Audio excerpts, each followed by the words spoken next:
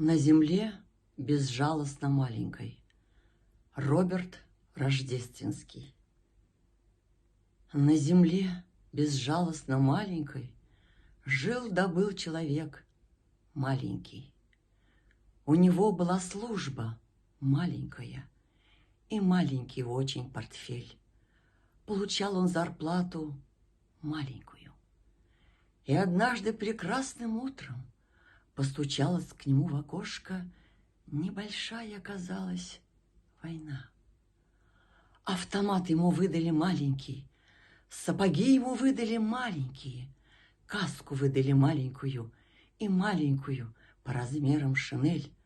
А когда он упал, некрасиво, неправильно, в атакующем крике вывернув рот, то на всей земле не хватило мрамора, чтобы вырубить парня в полный рост.